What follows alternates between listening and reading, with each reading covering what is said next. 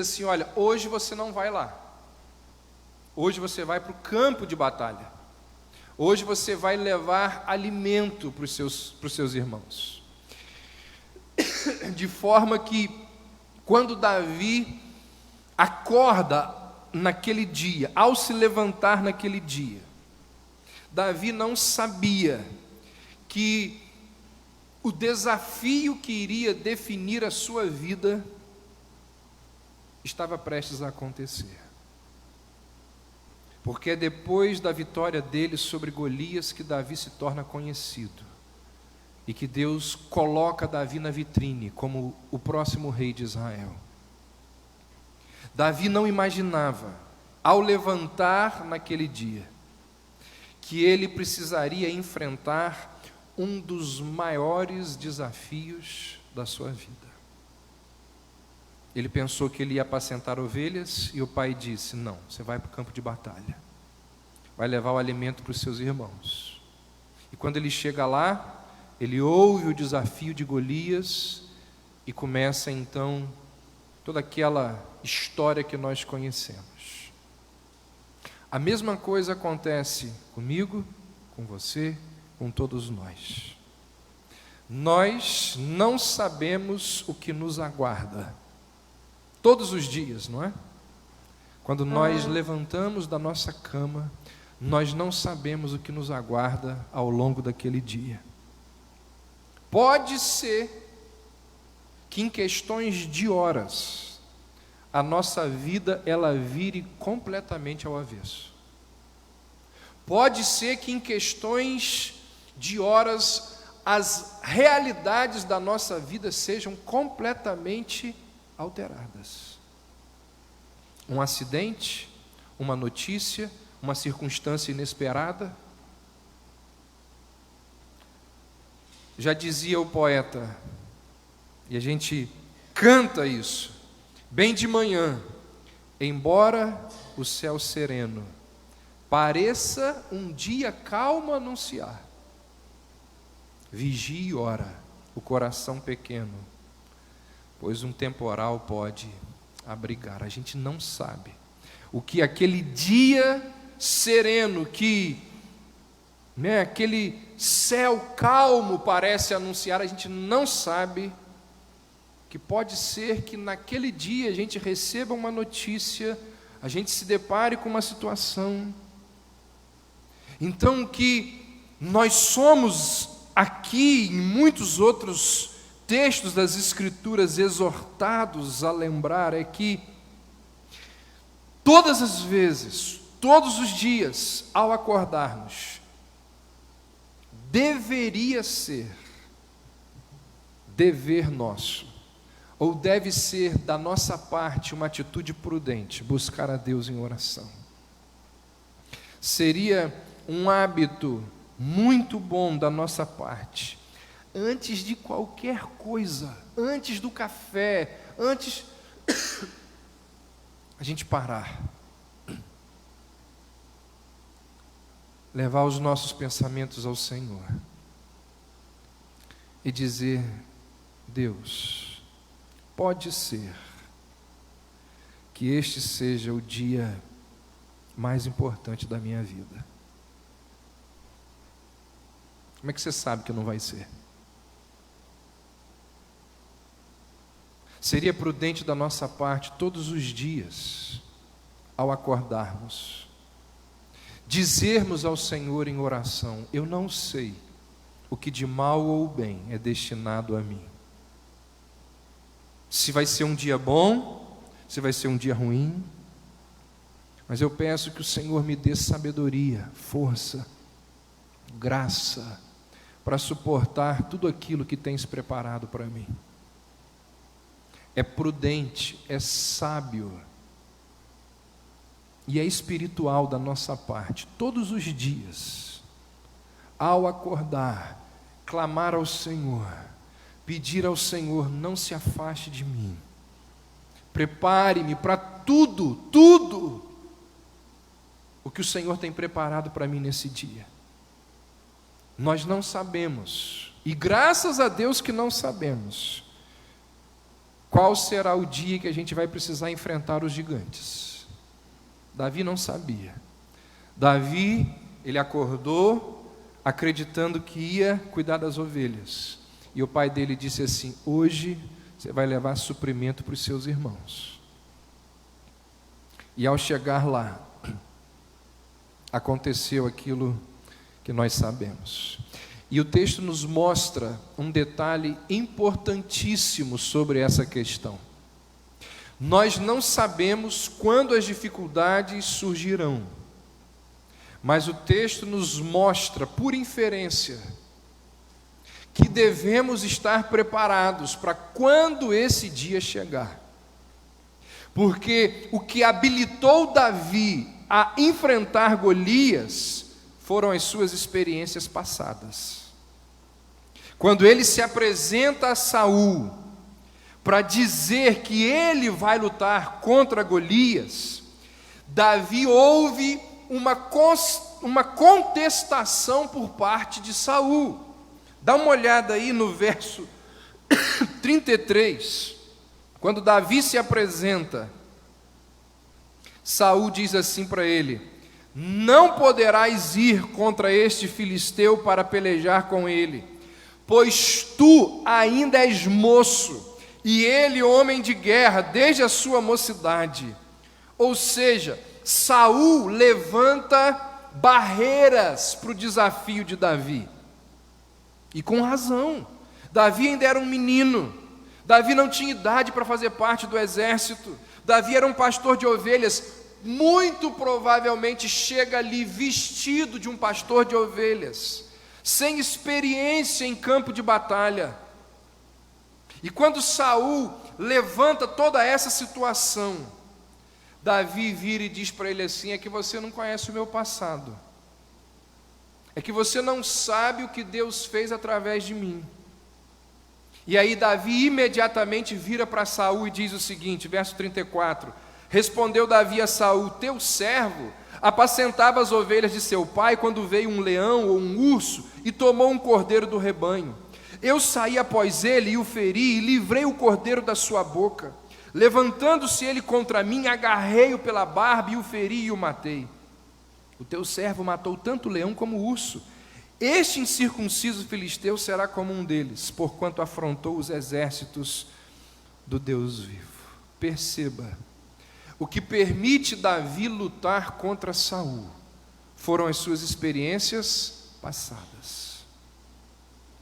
Davi já estava sendo preparado por Deus para esse momento. Da mesma forma, é dever nosso, e quem não faz isso é imprudente. Nós precisamos estar preparados para enfrentar os problemas que certamente surgirão. Irmãos, se existe uma certeza quanto ao nosso futuro, é que problemas vão vir. Se existe algo certo na sua, na minha, nas nossas vidas, é que os problemas vão vir. Seja através de enfermidades, seja através de um óbito familiar, seja através das mais diversas circunstâncias, financeiros, emocionais, problemas estão por vir. Quando? A gente não sabe. Qual é o nosso dever? Nos prepararmos. Nos prepararmos. E como que a gente faz isso? Tendo experiências com Deus, nos relacionando com Deus. Porque Davi diz: Deus me ajudou a vencer o leão e o urso. Lá no campo de batalha, lá no campo onde ele apacentava as ovelhas, nós falamos domingos atrás, Deus foi trabalhando em Davi através de solidão, através de monotonia. Deus lá no campo onde ele apacentava as ovelhas, Deus foi trabalhando no coração, na mente, nas habilidades de Davi, que luta contra o leão, que luta contra o urso. Como que a gente se prepara para enfrentar os gigantes, os grandes desafios da nossa vida? Experiências diárias com Deus, momentos diários com Deus. Para encararmos as dificuldades de frente, nós precisamos ter um bom histórico de relação, de experiência com o Senhor. Um outro detalhe interessante, que não deve passar despercebido, está aí no verso 25. Quando Davi vence Golias, ele se casa com a filha do rei, a sua família é isenta de impostos para o resto da vida, e Davi recebe riquezas. Foi a promessa que Saul fez para quem vencesse o gigante.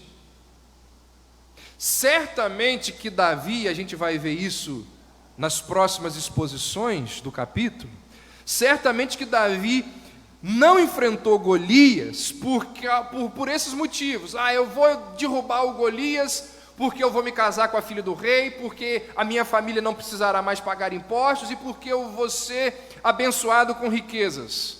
Ele recebe essas recompensas, mas não são essas recompensas que o motivam a matar Golias.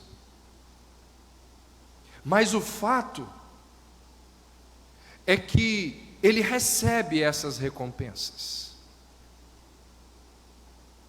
E isso é uma coisa boa que acontece com ele, para ele. Alguém uma vez disse o seguinte: eu vou me preparar e a minha oportunidade chegará. Se a oportunidade chega e você não está preparado, já era. Passou. Davi enfrentou Golias porque ele já tinha experiências com situações de risco. Davi teve acesso à corte de Saul, lembra lá? Porque ele sabia tocar harpa.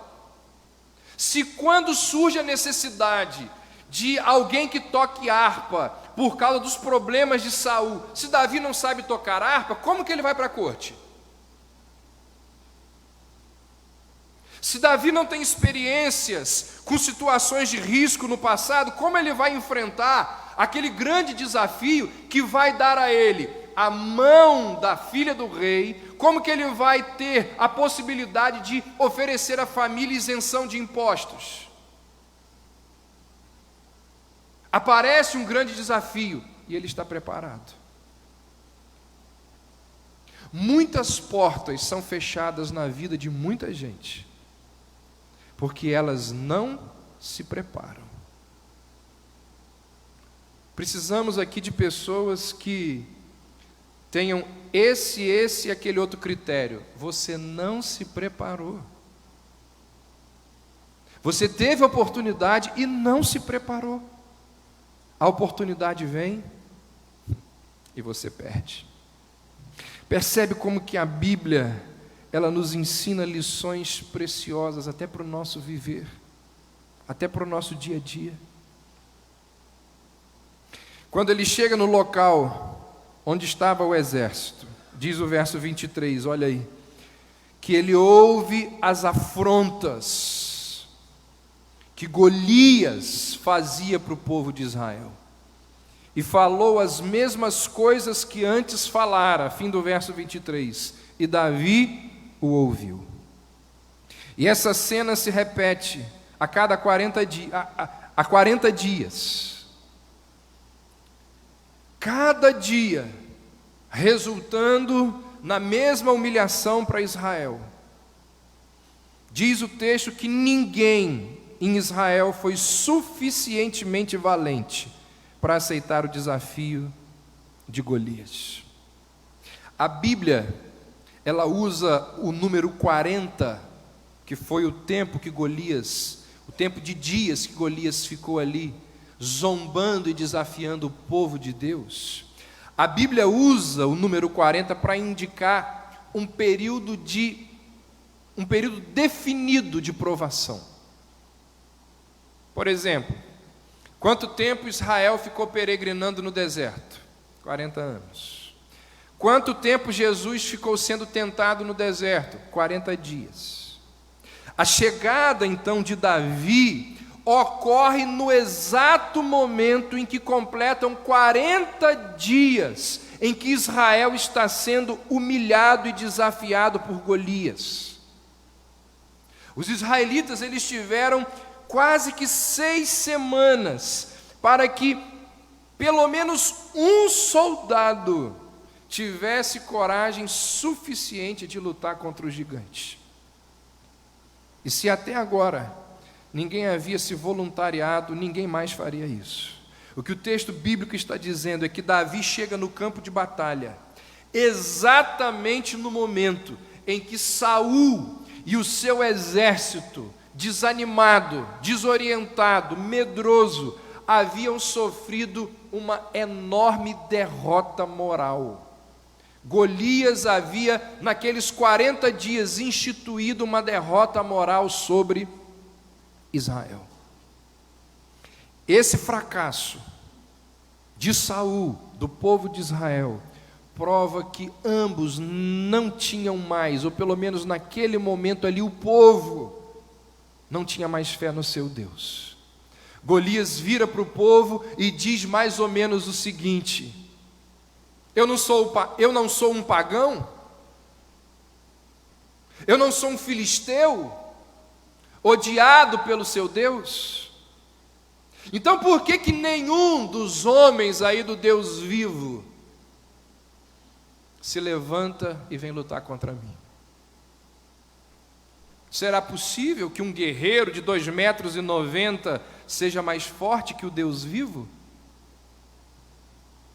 Porque as afrontas que Golias faz ao longo de 40 dias têm esse tom. Tem esse tom. E esse é o tipo de teste que o mundo tem prazer de fazer contra nós cristãos. Geralmente é esse tipo de zombaria de Golias que nós, igreja, crentes, ouvimos. Gente que vira para cada um de nós e diz assim: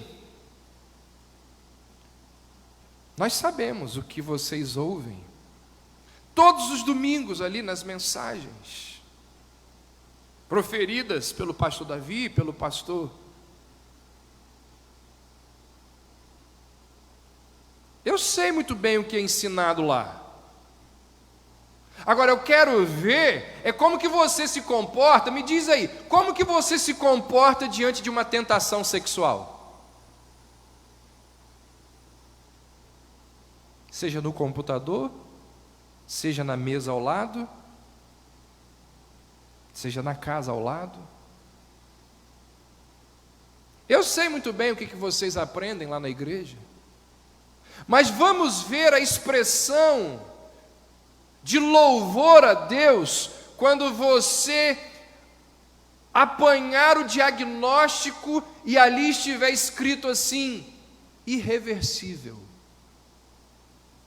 Você vai continuar cantando que Deus é soberano, sabe de todas as coisas? Continuarás cantando? Eu sei o que vocês ouvem lá.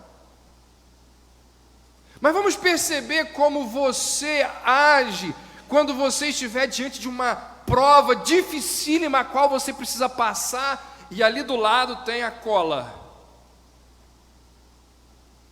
Como que você vai agir? Será que nós usamos as colas da vida? Ou seja, gente, por trás do Golias existe o mesmo espírito diabólico e mundano que faz guerra espiritual nos dias de hoje. A pergunta é sempre a mesma: você que professa a crença no Deus vivo, Você realmente confia num Deus de poder e graça diante dos desafios que aparecem para você? É isso que o Golias está falando. Vocês aí, exércitos do Deus vivo, vocês realmente confiam no Deus vivo? Cai dentro, vem aqui encarar o gigante. No fim das contas, o teste de fé não é um teste de palavras. O teste de fé é um teste de ação, diante das provações terrenas que nós temos todos os dias. Não é, no fim das contas, não é um teste de palavras. O povo de Israel dizia que servia a Deus. No fim das contas, o teste é um teste de ação, diante das provações terrenas. Nós agimos como quem conhece e serve a um Deus que é maior do que todas as circunstâncias complicadas que nos sobrevêm. A nossa postura diante dos problemas da vida é de pessoas que realmente conhecem e se relacionam com um Salvador soberano, que está pronto a nos auxiliar diante dos problemas que nós temos na vida. Essas perguntas foram respondidas por Saul, pelo seu exército, por meio do fracasso deles em enfrentar o Golias. E elas continuam sendo respondidas em nossos dias por gente que se diz cristão, que se diz participante do povo de Deus, mas não responde à altura às ameaças, às tentações, às provações que lhe sobrevêm. O que cremos que é mais forte? O pecado que zomba de nós e o medo que brota em nossos corações, ou o Deus cuja fé nós professamos?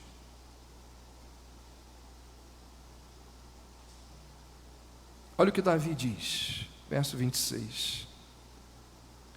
Falou Davi aos homens que estavam consigo, dizendo: que farão aquele homem que ferir a este filisteu e tirar a afronta sobre Israel? Quem é, pois, este incircunciso filisteu para afrontar os exércitos do Deus vivo? Pela primeira vez na narrativa bíblica, aparece uma perspectiva teológica a respeito da batalha. Davi vira e diz assim: quem é este incircunciso filisteu? Davi percebe que a verdadeira identidade do gigante não tinha nada a ver com o tamanho da sua túnica. Davi percebe que a verdadeira identidade do gigante não tinha nada a ver com o peso que ele pega no supino. Davi percebe que a identidade daquele homem tinha a ver com a relação dele com Deus. Davi vai sumariar o relacionamento de Golias com Deus em uma palavra. Davi diz: incircunciso. Incircuncisos não fazem parte do povo da aliança. Ou seja, Davi traz uma nova perspectiva para o confronto. Davi olha para a batalha de forma teológica, onde Saul e os soldados viram um gigante, um exército intimidador, um armamento sofisticado, onde Saul e o exército dele viu evidências de superioridade física, bélica dos filisteus. Davi não vê absolutamente nada além de um homem que não faz parte do povo de Deus, afrontando e zombando do Senhor. Davi só vê isso. Além da identidade de Golias, Davi lembra qual é a identidade daqueles que estão sendo zombados por Golias. Davi diz: quem é este incircunciso filisteu para afrontar quem? O exército do Deus vivo. Davi está dizendo assim: o exército não é de Saul. Vocês estão pensando que vocês são de Saul? Os soldados circuncisos não servem a um comandante terreno. O exército não serve a um ídolo de madeira ou de pedra, como fazem os soldados da Filístia. O exército que está sendo afrontado, ele é posse do Deus vivo. E quando Davi fala de Deus vivo, esse título não é apenas uma defesa da existência de Deus. Esse título enfatiza a presença ativa de Deus, o poder, a autoridade. Esse título deixa evidente o envolvimento contínuo de Deus com a história humana. Ele é o Deus vivo, no sentido de que Ele intervém ativamente em favor daqueles que são seus. Então a resposta de Davi àquela situação ali no campo de batalha, nos lembra e nos ensina que as grandes questões das nossas vidas, elas são essencialmente teológicas. É isso que o povo de Deus, que se esquece e abandona o Senhor, não consegue mais enxergar. Davi vira e diz: olha aqui, vocês são o povo de Deus, nós estamos diante de um grande desafio, vocês estão olhando para esse desafio apenas de forma terrena. Coloca uma perspectiva teológica na situação. Quem é este incircunciso para desafiar o exército de Deus vivo? Os nossos grandes desafios deveriam ser encarados de forma teológica. As grandes questões da nossa vida, nós que somos cristãos, as grandes questões das nossas vidas deveriam ser encaradas de forma teológica. Onde eu vou trabalhar? Onde me dá mais dinheiro? Está errado. Você tem que trabalhar onde Deus te deu um dom. Falamos sobre isso aqui ano passado. Uma das primeiras coisas que alguém precisa saber, um jovem cristão, não é dinheiro. É importante, mas não é o primeiro. É saber o que Deus tem para você. Por isso que tem um monte de gente cheia de dinheiro e infeliz. Com quem eu vou me casar? Pergunta para Deus, e não para os seus olhos, e não para as circunstâncias. Casa com quem não é da vontade de Deus e vive para o resto da vida infeliz, cheio de problemas para educar os filhos e para uma série de outras situações. Quais são as prioridades que eu devo ter na vida? Pergunta para Deus. Ou seja, os grandes desafios que nós temos diante da vida, eles são ou devem ser encarados de forma teológica. E a maneira como nós respondemos a esses desafios revelam aquilo que nós cremos de Deus. Davi nos mostra que para o cristão é extremamente importante saber quem é Deus. Quem é Deus? Porque ao saber e ao se relacionar com Deus, nós damos respostas satisfatórias aos desafios que nos sobrevêm.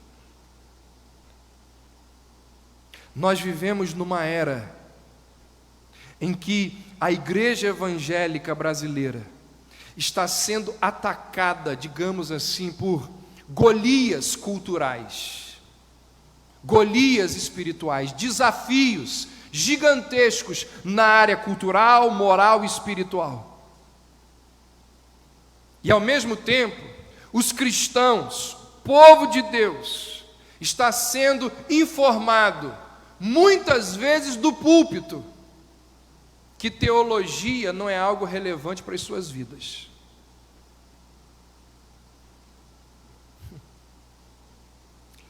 E a Bíblia está nos dizendo que as grandes respostas que nós damos para a vida, elas precisam passar pelo viés teológico.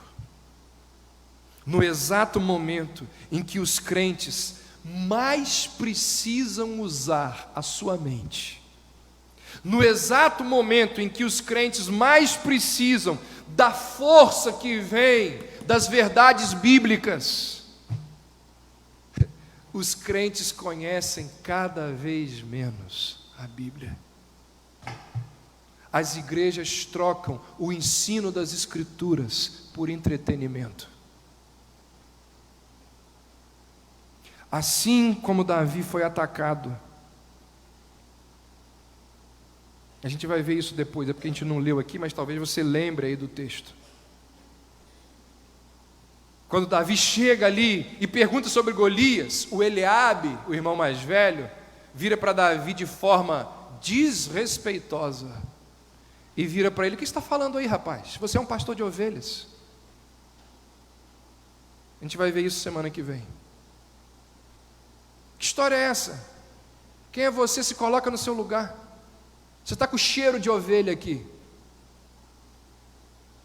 Da mesma forma como Davi foi atacado pelo seu irmão, quando apresentou uma perspectiva teológica para o confronto, aqueles que lutam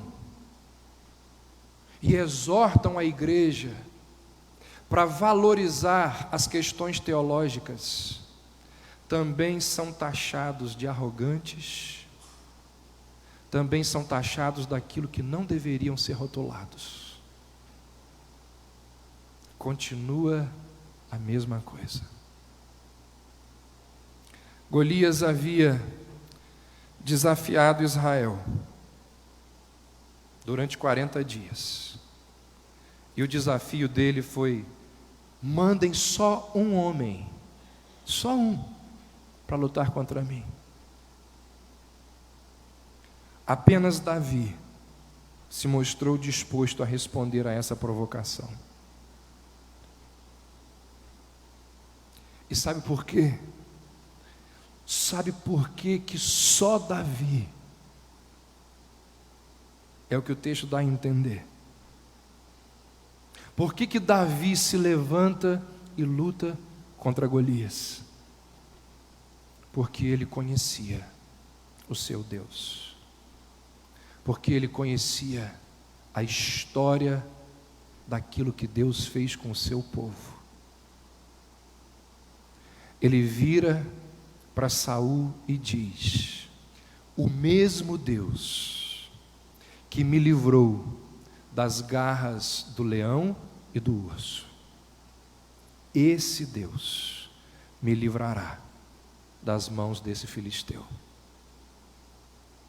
Irmãos, nós deveríamos ser mais crentes. Nós deveríamos ser mais crentes. E olharmos para os grandes desafios que nos sobrevêm de forma teológica. Até porque, como nos disse o apóstolo Paulo, e a gente despreza, a nossa luta não é contra carne e sangue. Nós estamos perdendo a perspectiva da batalha. Por isso nós somos derrotados, zombados, envergonhados por aqueles que afrontam o povo de Deus. Que Deus tenha misericórdia de nós e nos ajude a colocar o foco no lugar certo. Nós não sabemos o que nos aguarda o dia de amanhã. E se nós não estivermos com o nosso foco correto, nós vamos perder, nós vamos sofrer, nós vamos ser humilhados. Que Deus tenha piedade de mim, de você, de todos nós. Vamos orar? Senhor Deus, ajuda-nos diante dos nossos desafios. Muitos deles gigantescos, enormes, impossíveis de serem vencidos apenas pela força humana. Por isso nós te pedimos, ó Deus, ajuda-nos, auxilia-nos Venha lutar. Venha lutar por nós. Precisamos muito que o Senhor lute por nós. Nas mais diversas áreas da nossa vida, precisamos da Tua força, da Tua provisão, daquilo que só o Senhor é capaz de nos conceder. Nós assim oramos, em nome de Jesus. Amém. Vamos ficar em pé, vamos encerrar cantando ao Senhor.